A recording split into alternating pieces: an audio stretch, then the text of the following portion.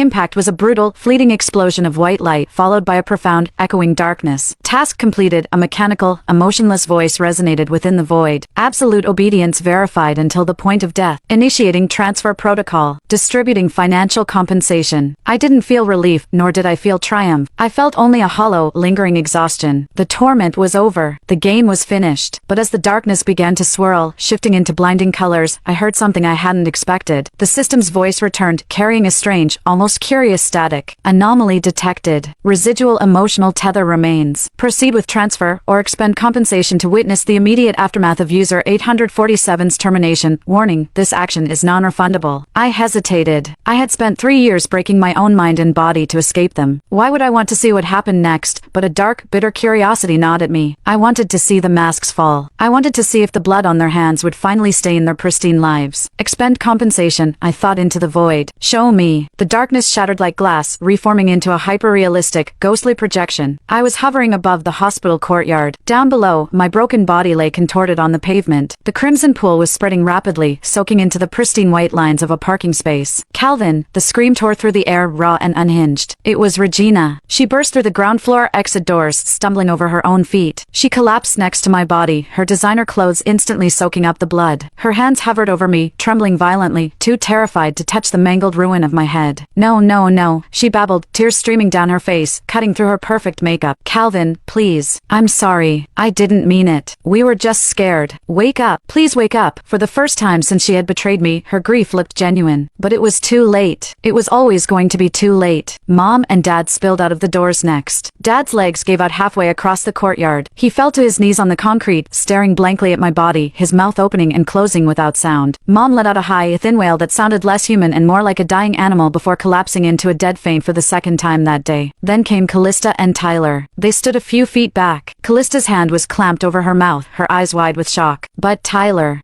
wasn't crying. His face was pale, yes, but as he looked down at my shattered corpse, a fleeting, almost imperceptible smirk tugged at the corner of his mouth. He had won. The biological son was dead. The inheritance, the family name, Regina, it was all his. Or so he thought. Step back, everyone, step back. The paramedics, who had been rushing toward the scene, finally broke through the crowd that had started to gather. They checked for a pulse out of protocol, but the grim shake of the lead paramedic's head confirmed what everyone already knew. System, I thought. Fast forward. Show me the fallout.